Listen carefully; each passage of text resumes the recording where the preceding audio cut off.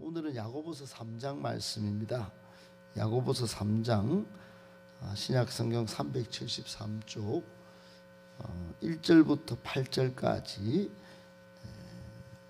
오늘 주시는 말씀으로 받겠습니다. 야고보서 3장 1절부터 8절까지 한 절씩 저와 여러분이 교독합니다. 내 형제들아, 너희는 선생된 우리가 더 큰 심판을 받을 줄 알고 선생이 많이 되지 말라. 우리가 다 실수가 많으니 만일 말에 실수가 없는 자라면 곧 온전한 사람이라 능히 온 몸도 굴레 씌우리라. 우리가 말들의 입에 재갈 물리는 것은 우리에게 순종하게 하려고 그 온 몸을 제어하는 것이라. 또 베르거라. 그렇게 크고 광풍이 밀려가는 것들을 상공의 뜻대로 운행하나니 이와 같이 혀도 작은 지체로 돼 큰 것을 자랑하도다. 보라, 얼마나 작은 뿔이 얼마나 많은 나무를 태우는가. 혀는 우리 지체 중에서 삶의 수레바퀴를 불살하는 그 사라는 것이 지옥불에서 나느니라. 여러 종류의 짐승과 새와 벌레와 바다의 생물은 다 사람이 길들일 수 있고 길들여 왔거니와 혀는 능히 길들일 사람이 없나니 쉬지 아니하는 악이요 죽이는 독이 가득한 것이라. 아멘. 할렐루야. 하나님께서 여러분 복 주시고 은혜 주시고 능력 주시고 또 사명에 합당한 많은 은사를 풍성히 부어 주시기를 예수님의 이름으로 축복합니다. 아멘. 오늘 말씀 세 가지로 정리해서 묵상하겠습니다. 첫 번째, 성도는 책임과 사명의 사람으로 살아야 합니다. 여러분 책임져 그러면 기분이 좀 듣기에 책임 안 질 것도 져야 되는 그런 것으로 생각할 수 있지만 여기서 말하는 책임은 영적인 책임이라고 해석하시면 되시겠습니다. 우리에게는 영적인 책임과 또 영적인 사명 이미 마태복음 28장 18절로 20절에 보면 예수님께서 제자들에게 나와 이르시되 하늘과 땅의 권세를 내게 주셨으니 너희는 가서 모든 민족으로 제자를 삼아 아버지와 아들과 성령의 이름으로 세례를 베풀고 내가 너희에게 분부한 모든 것을 가르쳐 지키게 하라. 우리 모두에게 위임된 명령, 즉 모든 민족을 제자 삼는 엄청난 위대한 사명을 그 예수님만 있는 게 아니고 사도들에게, 그리고 교회 역사로 보면 사도 밑에 속사도들에게, 또 속사도들은 교부들에게, 교부들은 지금까지 제자와 제자로 우리에게까지 사명을 계속 위임하여 오늘날 우리가 그 사명을 위임받았습니다. 여러분, 성도라고 하는 사람들은 누구냐? 이 땅의 사람들처럼 사는 존재가 아닙니다. 그것부터 출발을 잘해야 합니다. 우리는 이 땅의 사람들처럼 행동이나 또 본성적인 추구의 방향이나 인생의 목적이 다른 사람들이에요. 존재 자체가 다른 사람, 목적 자체가 다른 사람이에요. 고린도후서 5장의 17절에 보면 우리는 그리스도 예수 안에서 새로 거듭난 사람, 새 사람, 즉 이 땅에 발을 디디고 살지만은 여러분 우리는 이미 천국 시민인 사람, 하나님의 형상을 다시 회복한 새 사람이에요. 새 사람이 헌옷 입고 헌 생각 가지고 살 수 없듯이 새 사람은 새 사람답게 살아야 돼요. 처녀 총각이 결혼하기 전에는 자기 혼자 자기의 삶의 습관대로 살다가 결혼하면 맞춰야 되는 거예요. 이제 결혼한 사람답게 그렇게 살아야 되는 것이에요. 너 50점, 내 50점, 합의 100점으로 살아야지 나는 50점이니까 알아서 살게 안 되는 것입니다. 그러므로 여러분, 우리는 천국 시민권을 가진 사람, 하나님의 형상을 회복한 사람, 또 사명과 영혼 구원과 하나님 나라를 이룰 하나님의 백성이 된 사람이에요. 그러므로 한 네 가지 정신이 꼭 필요합니다. 하나는 이 땅의 사람들처럼 육신의 정욕, 안목의 정욕, 이생의 자랑에 눈멀면 안 됩니다. 그게 눈멀면 안 돼요. 거기에 빨려 들어가면 안 됩니다. 거기에 섞여 살면 안 됩니다. 거룩하고 구별된 존재로 살아야 돼요. 보는 것도 다르고, 여러분, 육신의 정욕보다는 성령의 이끌림을 받아야 되는 것이에요. 이생의 자랑이 아니에요. 천국 자랑, 복음 자랑, 교회 자랑, 말씀 자랑, 예수님 자랑 하셔야 되는 것이에요. 세상의 물질, 성공, 그리고 인기나 특권, 자기 중심으로 살다가도 사도 바울처럼 그런 것들은 배설물로 여길 줄도 알아야 되는 것입니다. 두 번째로는 은혜와 계시를 받은 하나님의 백성답게 성경적 가치관을 무장해야 되는 것이에요. 여러분, 우리는 은혜 받았습니다. 또 계시의 정신이 있어요. 계시의 영을 받은 사람이에요. 하나님의 말씀, 예수 그리스도를 받은 사람인데, 여러분, 그 계시가 성령의 감동으로 기록된 말씀으로 지금도 풍성히 부어지고 있습니다. 지금도 하나님의 말씀으로 우리를 매일 아침부터 낮에도 말씀을 따라 살도록, 말씀이 우리를 어두운 길에서 밝은, 그리고 하나님의 뜻대로 사는 길로 인도하도록 계속해서 계시의 영으로 역사하고 계세요. 근데 말씀을 받을 그릇도 안 되고 몸도 마음도 영도 아둔해서 은혜 계시의 그 성경적 가치관이 다 너덜너덜해서 그렇게 산다면 여러분, 책임과 사명을 망각하고 살 수밖에 없을 것이에요. 아울러 세 번째, 사랑과 공의를 꼭 지키는 균형적 세계관을 가지고 살아야 됩니다. 위로는 하나님을 영화롭게, 또 이웃에게는 살맛나게 만드는 존재, 세상을 살맛나게 하는 그런 균형을 지켜야 되는 것이, 이단들이 흔히 보이듯이 우리는 주님만 섬기면 돼요. 우리는 하늘 사람으로 살면 뭐 세월호가 빠져 죽든지 말든지 선장은 도망쳐도 돼요. 나는 구원받았으니까. 이런 여러분 외골수적 세계관은 이게 하나님이 원하시는 게 아니에요. 책임과 사명의 사람이라고 보기 어렵다 이 말이에요. 하나님을 영화롭게 다 하지만 세상을 살맛나게 하는 사람도 되어야 되는 것이에요. 균형적 세계관이 얼마나 중요한지 모릅니다. 한쪽만 가지면, 공의의 사람만 되면 여러분 굉장히 율법적이고 굉장히 근본적이고 정말 영적인 맞대가리가 하나도 없어요. 사랑을 같이 가야 됩니다. 그런데 사랑만 하면 방종으로 빠질 수밖에 없어요. 그래서 사랑과 공의 같이 가야 되는 것이에요. 네 번째는 하나님 아버지의 마음을 가져야 됩니다. 하나님 아버지의 마음은 영혼 구원입니다. 영혼 구원. 예수님도 마가복음에 보면 다른 마을로 가자, 내가 영혼 구원을 위해서, 이를 위해서 왔다 그래요.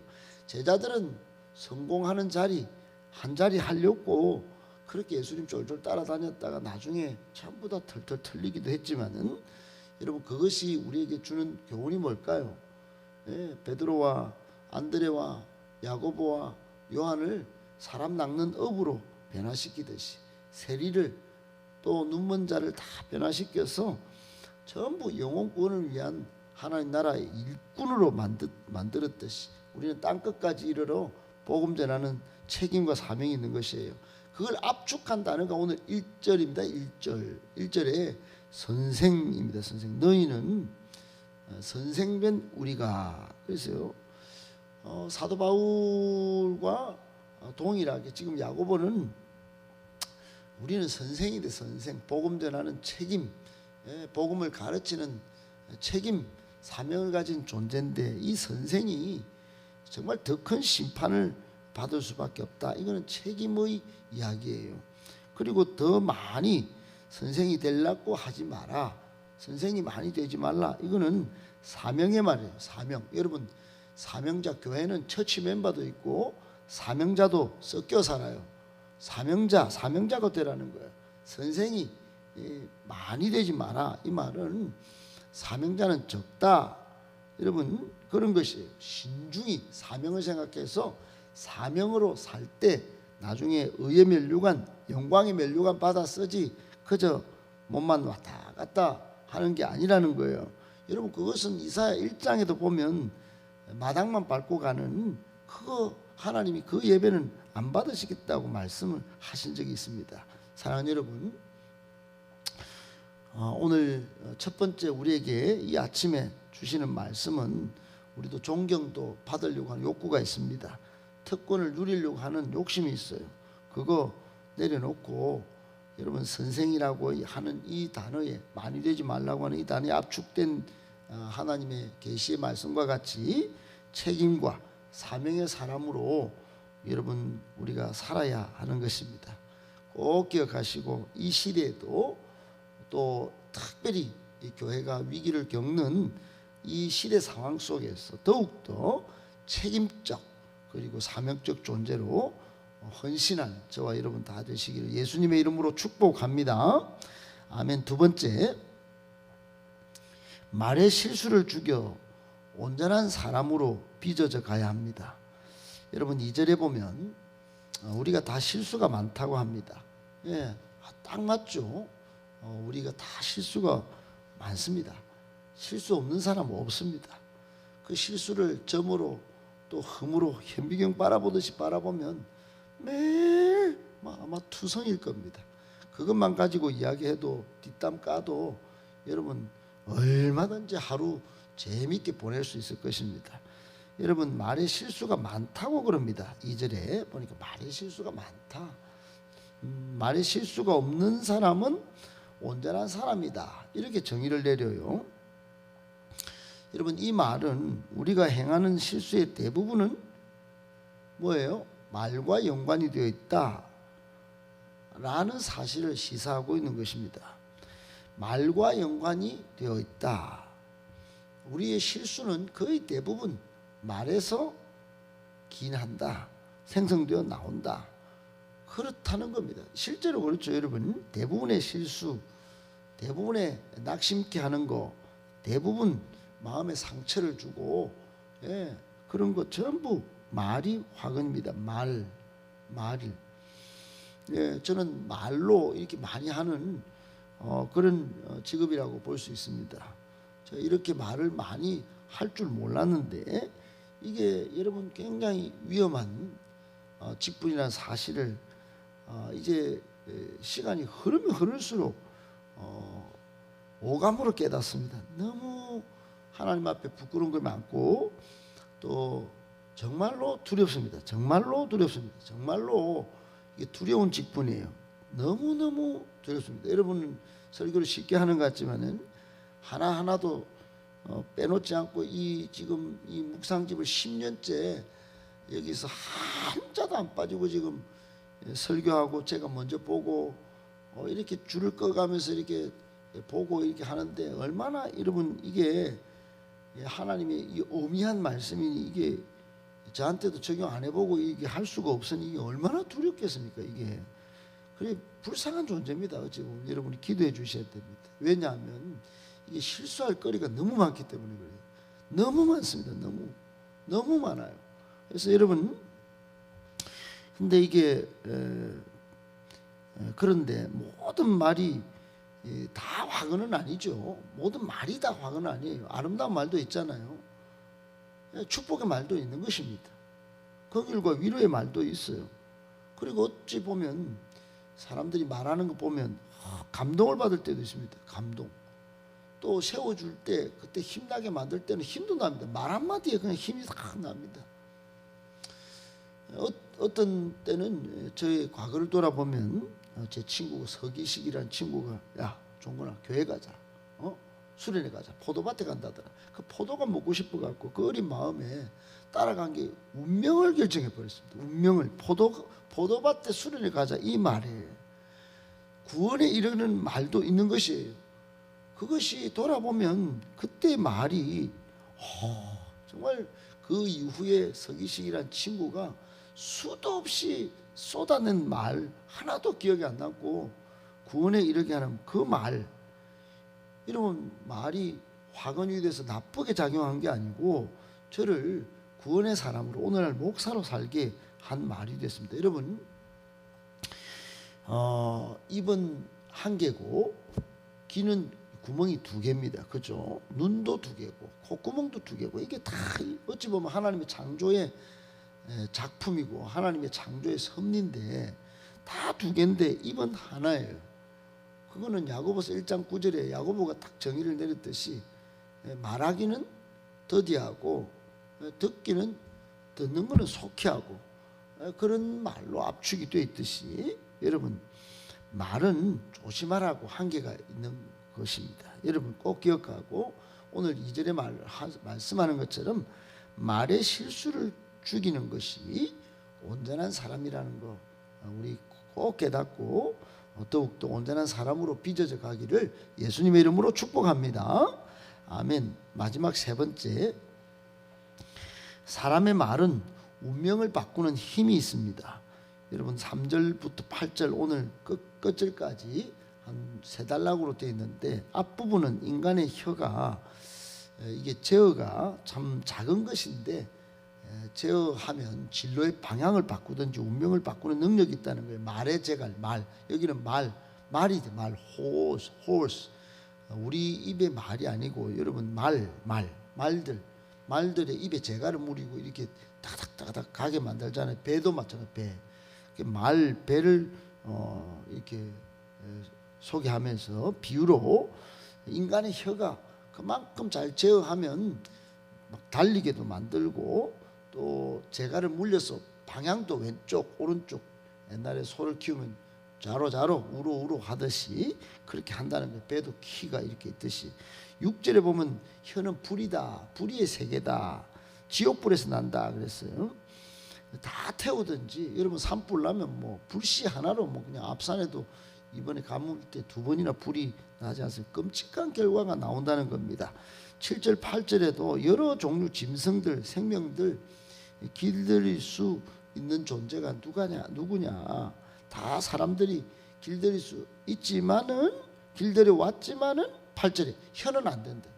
그러니까 다른 말로 하면 혀를 길들일 수 있는 분은 결국 하나님밖에 없는 거예요. 성령 하나님께 입도 혀도 마음도 붙잡혀야 이게 말도 마음에서 생성되는 것이니 또 말할 때도 잠깐 멈추고 하는 것도 성령께서 딱 지금 하면 안 돼. 지금 싸움 있나? 그러면 교회 깨져. 가정 힘들어. 그러면 딱 그 혀를 하나님께 딱 맡겨야 되는 것입니다. 여러분 말 잘못해서 불이 막 붙듯이 해도 안 되고 지 맘대로 방향이 가도 안 되는 것입니다. 사람의 말은 운명을 바꾸는 힘이 있다는 걸 생각하고 최근에 회복 캠프나 또 여러분 행복 모임에 가도 한 대통령을 만드는 말의 힘, 사형수를 나중에 위대한 주지사로 만드는 말의 힘, 여러분 수도 없이 많습니다. 사람의 운명을 만드는